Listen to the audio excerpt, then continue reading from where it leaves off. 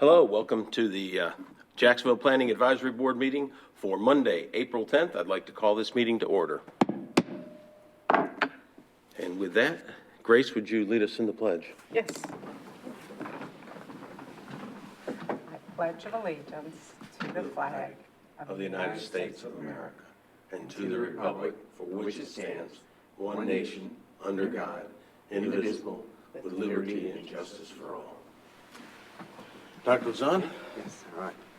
Lord, just thank you for the beautiful day we've had outside. I know it's kind of crazy weather over the weekend, and we hope that everyone was safe. And we just ask you to be with us tonight here on the planning board as we discuss the business of Jacksonville. And once again, we just thank you how you bless this city and you take care of us and provide for us, give us good, sound, clear directions of what we need to do this evening. In your name I pray. Amen. Thank you, Doctor. Everybody, please have your seats.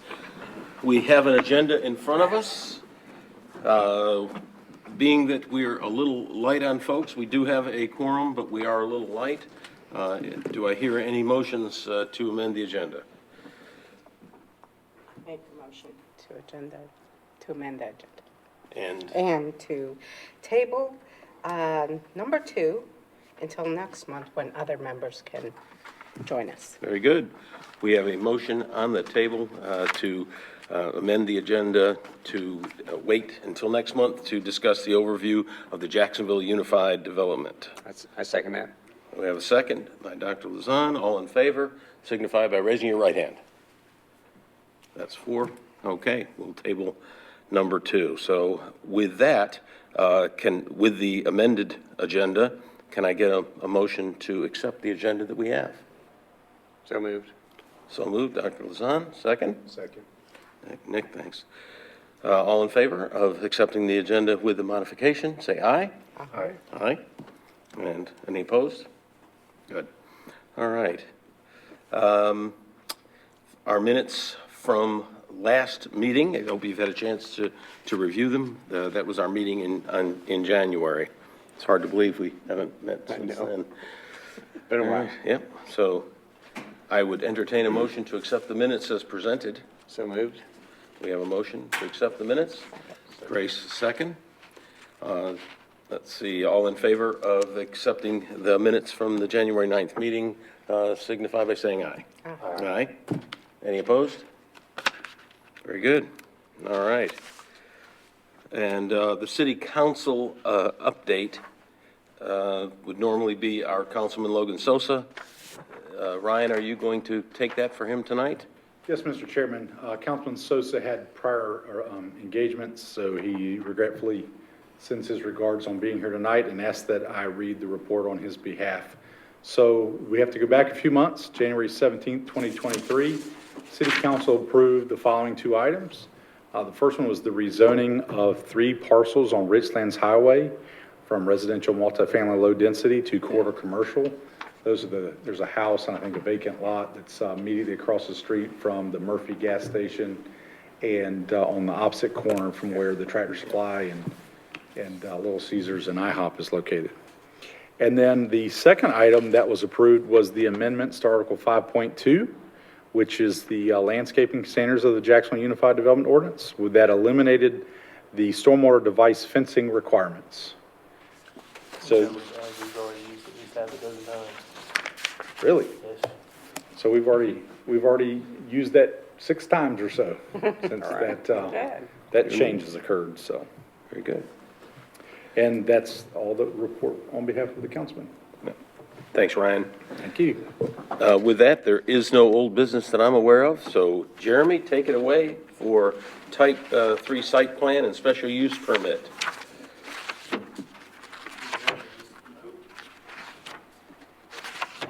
Mr. Chairman, members of the Planning Advisory Board.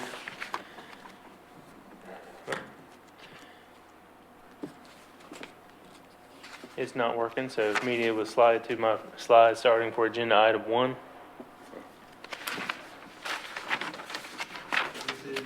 Type 3 site plan and special use permit for 2676 Richlands Highway. Some of you may be familiar with this site. It used to be Colonial Materials, a building supply contractor, and prior to that, years ago, Pepsi distributor.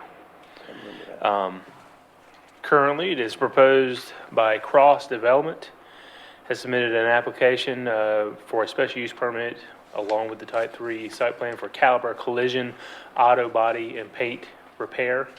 They've got a number of locations in the city already. This would be the first one of such on this side of the city of Jacksonville. Next slide, please.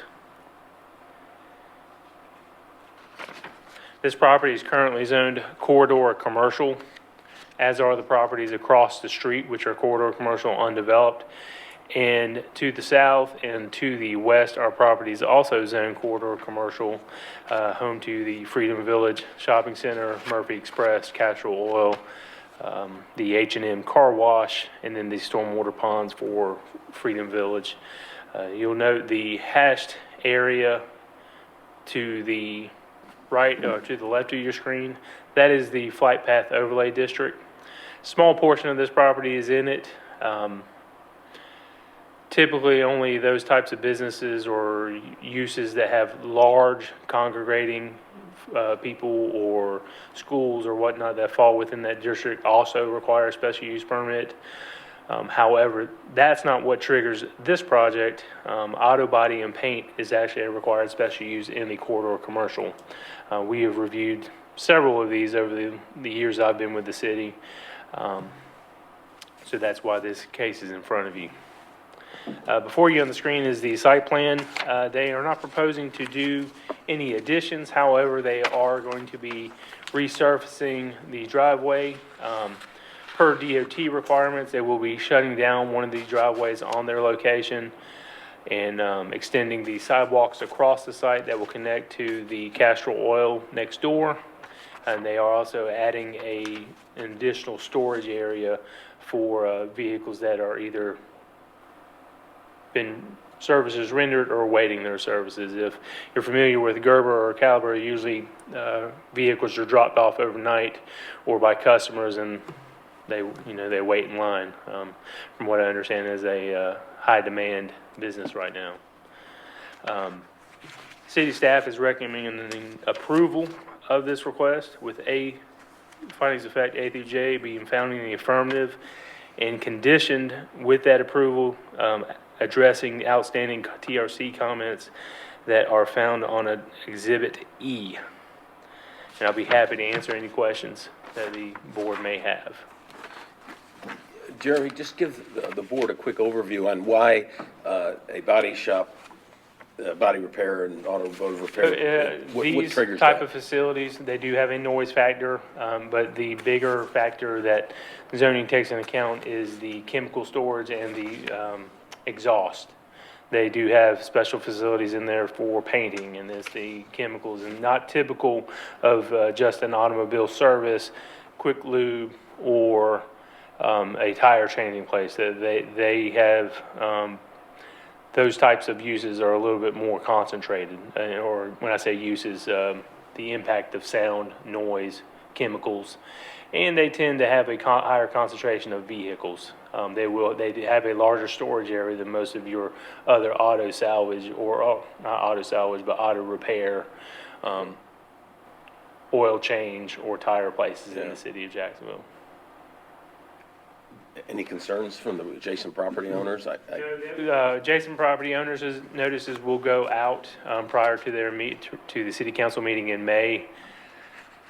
While anything's possible, the adjacent property owners are all commercial. Yeah. This site, you don't have it before you. They will be putting in landscaping where required. Some of it is voluntary, some of it is required. They are actually going above and beyond on the voluntary. Caliber has done pretty well with the sites they've taken over throughout the city. If you recall, the one on Lejeune Boulevard, which was Abra, and they took over, and they've done a very good job at maintaining that site, and they've improved the site they took over on North 17. So hopefully that's addressed the question. Yeah, you did. Thanks. Yes, sir.